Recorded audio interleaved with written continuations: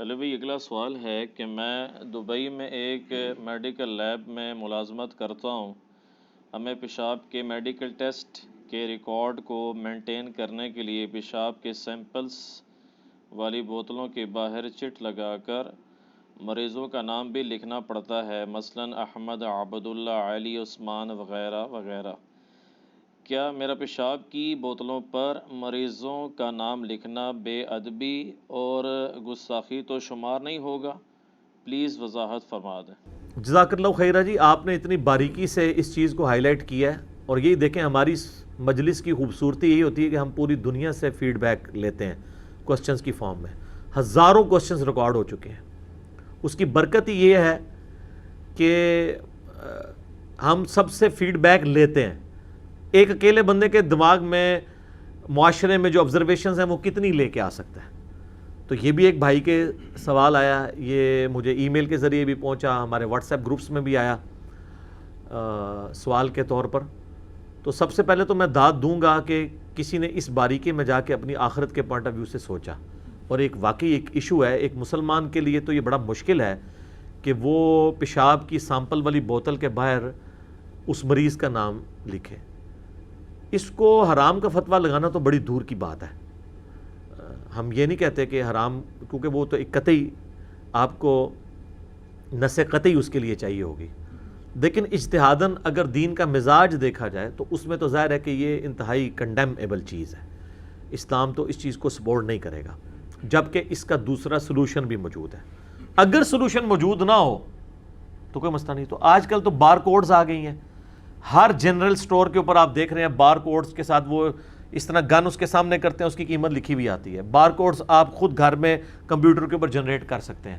اور یہ جو اتنی سوفسٹیکیٹڈ لیبز ہیں جن کا ملینز کا بزنس ہے، کئی ایسی لیبز ہیں روزانہ کا ملینز کا بزنس ہے، ان کے لیے ایک چھوٹی سی ایک کمپیوٹر اور ایک پرنٹر لینا یا بار کوڈ جنریٹ کر، انہوں نے بل جنریٹ کرنے کے لیے تو پورے سافٹ ویئر انسٹال کیے ہیں. ایک یہ بھی کر لیں، وہ بار کوڈ جنریٹ کر لیں، ہر ایک یونیک آئی ڈی ہو. جس طرح یہ کہہ رہے ہیں کہ احمد ہے، علی ہے، عثمان نام ہے، تو عثمان تو کہیں آئیں گے، تو پھر عثمان تک تو نہیں، پھر ولدیت بھی لکھنی پڑتی ہوگی.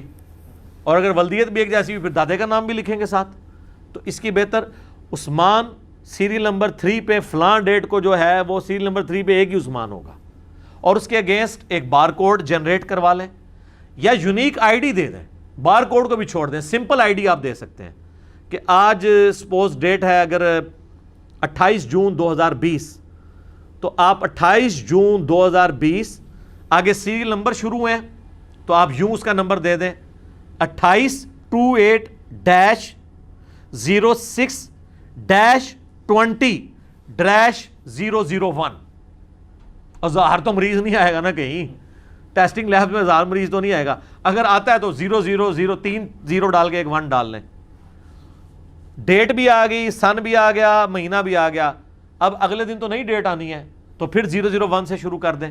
تو یونیک آئی ڈی آپ ڈیفائن کر سکتے ہیں. اور اگر آپ کا مالک اس لیب کا امید ہے دبئی میں مسلم ہی ہوگا تو اس کو اس کے اوپر قائل کریں کہ تمہارا مقصد تو یہ نا کہ سیمپل مس نہ ہو. وہ تو نام بھی غلط لکھ دے تو سیمپل عثمان کی بوتل پہ کوئی علی کا نام لکھ دے تو وہ پھر بھی مکس ہو جائے گا. تو ہمارا مقصد تو ہے ایک یونیکنیس برداشت، یعنی ایک قائم رکھنا. تو اس میں گستاخی والا جو معاملہ ہے نا، وہ اس سے بچنے کے لیے، کیونکہ آخرت کا عذاب سب لوگ برداشت نہیں کر سکتے، ہم تو نہیں کر سکتے، سیدھی سی بات ہے. تو اس میں بچنے میں عافیت ہے کہ آپ اس بوتل کے اوپر یا بار کوڈ لگا دیں یا یونیک آئی ڈی لکھ دیں، نام قطعاً نہ لکھیں، کیونکہ یہ تو یعنی سیدھی سی بات ہے کہ کوشچنیبل ہے چیز. اس کی سپورٹ میں آپ کو ابو داؤد میں ایک حدیث ہے، نبی الاسلام یہودیوں کے ایک مدرسے میں گئے ایک مقدمہ نپٹانے کے لیے. حدود والے چیپٹر میں آپ کو زنا کے مقدمے کے کانٹیکسٹ میں یہ حدیث ابو داؤد میں ملے گی. تو انہوں نے نبی الاسلام کو ایک گدی پیش کی، آپ اس گدی کے اوپر بیٹھ گئے. یہ عرب کے کلچر میں آج بھی ہے، زمین پہ بیٹھنے کے لیے وہ گدیاں بنائی ہوئی ہیں انہوں نے. تو آپ نے تورات منگوائی، جب تورات لائے گی تو آپ خود زمین پہ بیٹھ گئے اور گدی کے اوپر تورات رکھی اور کہا میں ایمان لایا اس کتاب پر، اس کے نازل کرنے والے پر. حالانکہ ٹیمپرڈ تورات تھی. اور پھر آپ کے ساتھ وہ ہیبرو لینگویج جاننے والے لوگ تھے، ان کی بنیاد کے اوپر آپ نے وہ فیصلہ کیا اس سے آپ نے یہ درس ادب دے دیا کہ ایک کتاب جو اللہ کی طرف منسوب ہے وہ تبدیل بھی ہوئی ہے، اس کو آپ نے زمین پہ نہیں رکھا بلکہ گدی کے اوپر رکھا ہے۔ اور دوسری طرف ہمارے پنجاب کے کلچر میں جو ایک مت ہے، لوگ تکیے پہ نہیں بیٹھنے دیتے، کہتے ہیں تکیے پہ رکھ کے قرآن پڑھا جاتا ہے تو آپ اس پہ بیٹھیں گے۔ بھئی جتنی دیر قرآن رکھا ہوا ہے نا اتنی دیر تو اس تکیے پہ نہ آپ بیٹھیں، جب وہ ویسے ہے تو اس کو سر کے نیچے کیا کو پیٹھ کے نیچے بھی رکھ لیتا کوئی اجری، نبی علیہ السلام نے تو اپنی پیٹھ سے نکال کے ہی دیا تھا نا، تو وہ بھی دوسری ایکسٹریم ہے۔ حتیٰ کہ یہاں تو لوگ کہتے ہیں یار آپ اگر آپ کو قرآن پڑھ رہے ہیں تو اس کو پیٹھ نہیں کر سکتے، وہ قرآن کی جو پیٹھ منع ہے نا وہ اس کی تعلیمات کو پیٹھ کرنا منع ہے۔ ہاں قرآن پر بیٹھنا یا نعوذ باللہ اس کے ساتھ پاؤں ٹچ کرنا یہ تو حرام ہے، لیکن اس طرح تو زندگی نہیں گزر سکتی کہ ایک بندے نے نیچے الماری میں قرآن رکھا ہے اور اس کے اوپر آپ کمرہ نہیں اب بنا سکتے، تو پردے میں پڑا ہوا ہے۔ قرآن میں وقال الرسول یا رب ان قوم اتخذوا هذا القرآن مہجورا، سورۃ الفرقان آیت نمبر 30۔ نبی علیہ السلام شکایت کریں گے کہ اے اللہ میری قوم نے، میری امت نے قرآن کو پیٹھ کے پیچھے ڈال دیا تھا، مراد اس کی تعلیمات چھوڑ دی تھی، اس سے ہجرت اختیار کر لی تھی۔ تو یہاں پہ یہ کرنا چاہیے۔ باقی جان کی امان پاؤں تو عرض کروں کہ یہ آپ بات آج کسی سے بھی پوچھیں گے وہ سلوشن تو نہیں آپ کو دے گا، لیکن جذباتی طور پہ یہ کہے گا کہ یار واقعی پیشاب کی بوتل کے باہر نام نہیں لکھنا چاہیے۔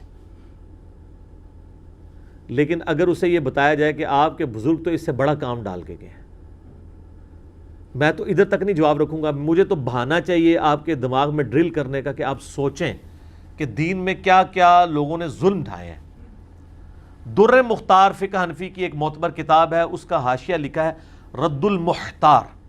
در مختار میں خرگوش والی خے ہے، رد المحتار میں ہا ہے۔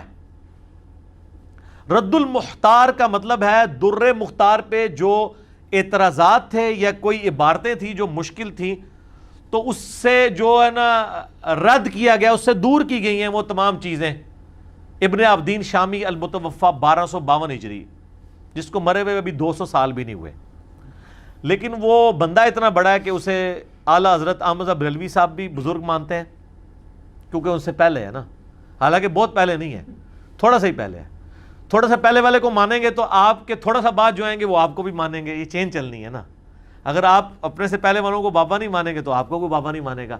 اشرف تھانوی صاحب بھی ان کو کوٹ کرتے ہیں، بلکہ فقہ حنفی والے، فقہ حنفی کی پوری وہ بزرگی کی چین میں چند بڑے لوگ جن کا نام لیتے ہیں نا، امام ابو یوسف اور امام محمد کے بعد، تو ان میں چند لوگوں میں ملا علی قاری ہوں اور یہ ابن عابدین شامی، یہ ان میں آتے ہیں۔ اور یہ ابن عابدین شامی وہی ہے جس نے سب سے پہلے محمد بن عبد الوہاب صاحب کو شیطان کا سینگ اور ایجنٹ اس نے ڈکلیئر کیا، اور بخاری مسلم کی حدیثیں جو نجد کے بارے میں تھیں، اور بخاری میں مسلم میں عراق کے الفاظ موجود ہیں، وہ میرا یوٹیوب پہ کلپ دیکھ لیں، محمد بن الوہاب مجدد، اس نے پکڑ کے ان حدیثوں کو مولڈ کر کے فٹ کیا سعودی عرب والے نجد کے اوپر، اور کہا کہ یہ محمد بن الوہاب ہے وہاں سے جو نجدی نکلا ہے، اور اسی کو کاپی کیا المحند علی المفند میں خلیل احمد سہارنپوری نے، اور کہا کہ یہ وہابی تو خارجی ہیں۔ آج ریالوں کے لیے ویسے ایک ہوئے ہیں، جو ان کو مجدد کہہ رہے ہیں ان سے ریال لے رہے ہیں، اور یہاں پہ ان کو خارجی لکھا۔ اب جب میں نے ہائی لائٹ کیا ہے نا تو ان کے جو بڑے مناظر سامنے آئے ہیں نا، وہ کہتے ہیں نہیں وہ ہمارے بزرگوں کو غلط فہمی ہوئی تھی، تو وہ خارجی نہیں ہے وہ۔ سر آپ کے بزرگوں کو آلموسٹ ہر چیز میں غلط فہمی ہوئی ہے، یہی تو ہم آپ سے کہہ رہے ہیں۔ شکر ہے آپ نے اس معاملے میں مان لیا، ایسی کلیریفیکیشن آئی ہے ان کی، وہ کہتے ہیں نہیں وہ بزرگوں نے ذرا سخت لینگویج یوز کی ہے، وہ ان کو غلط اطلاعات ملی تھی۔ اس کا مطلب ہم یہی کہہ رہے ہیں کہ آپ کے بزرگ غلط اطلاعات کے اوپر بھی پورا عقیدہ کھڑا کرتے تھے، اسی طریقے سے انہوں نے عقیدے جو قرآن و حدیث کی شکل میں آپ کو دیے ہیں وہ بھی غلط اطلاعات کے اوپر ہی دیے ہیں، اسی لیے تو کتابوں کا دین اور نکل رہا ہے۔ اور ہم آپ سے عرض کر رہے ہیں کہ مرنے سے پہلے اے مسلمان کر لے اس پہ غور، کتابوں کا خدا اور ہے، بابوں کا خدا اور۔ تو یہ کتابوں کی دنیا ہے۔ تو یہ جو ابن عابدین ہیں یہ وہ ہیں جنہوں نے یہ فتویٰ فٹ کیا اور وہ آگے چل رہا ہے، اور یہ صرف المحند میں نہیں، مفتی احمد یار خان نعیمی صاحب نے جال حق میں سیم عبارت ابن عابدین شامی کی نقل کی ہے۔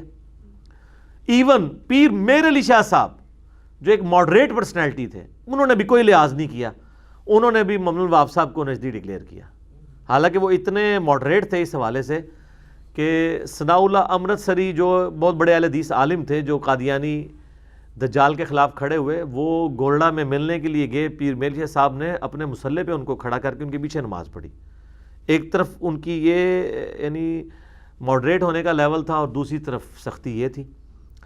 اسی ابن عابدین شامی نے رد المختار میں، در مختار کے حاشیے میں، اپنے زوم میں اس پہ کیے ہوئے اعتراضات کو دور کرنے کے لیے لکھا ہے کہ اگر کسی شخص کو یہ یقین ہو کہ اپنے پیشاب نعوذ باللہ یا اپنے خون سے وہ سورہ فاتحہ کا تعویذ لکھے اور اسے شفا ہو جائے گی تو وہ لکھ سکتا ہے. آپ ذرا یہ حنفیوں کے پاس لے کے جائیں تو وہ اول تو کہیں گے آپ کو بتایا کس نے. یار چھڑو علمی گل کرو.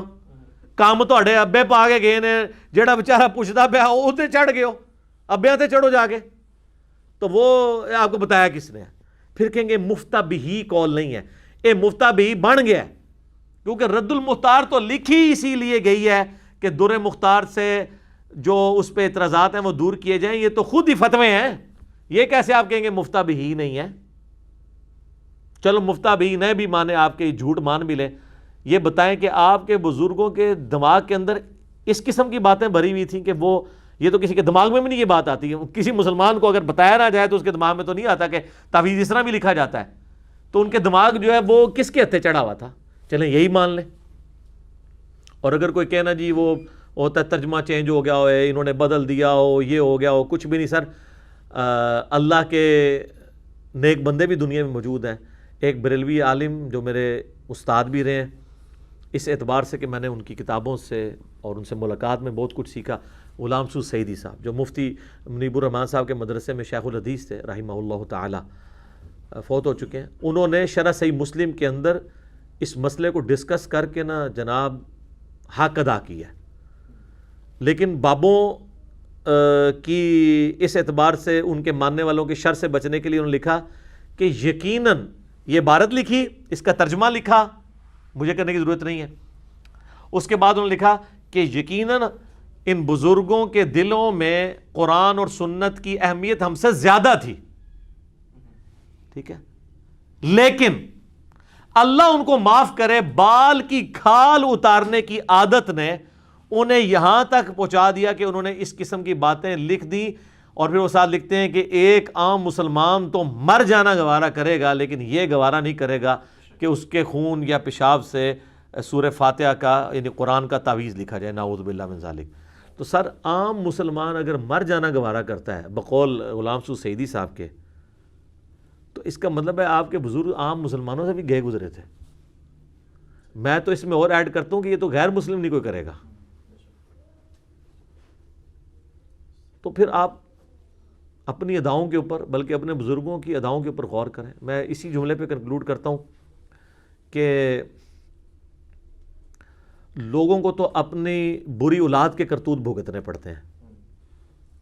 یہ فرقوں کے علماء وہ ہیں کہ انہیں اولاد نہیں اپنے روحانی باپوں کے کرتوت بھگتنے پڑ رہے ہیں اور ان کی طرف سے دفاع کر رہے ہیں، حالانکہ ان کو چاہیے کہ ان سے دستبردار ہو کر رسول اللہ کے قدموں میں آ جائیں. ما ضل صاحبکم وما غوا، تمہارے نبی نہ کبھی بہکے ہیں نہ کبھی بے راہ چلے ہیں. بابوں سے دستبردار ہوں. اور اس لیے تو ہم نے عرض کیا تھا بہت پہلے، اب نہیں ہم کہتے، لیکن آج ذرا موقع ہے، بڑا ہی عرصہ ہوا ہے شعر نہیں پڑھا، کئی مجالس گزر گئی کہ نہ میں وابی نہ میں بابی، ٹھیک، میں ہوں مسلم علمی کتابی، بابوں کا دفاع نہ کریں، علمی کتابی مسلم آ جائے. ٹھیک ہو گیا جی.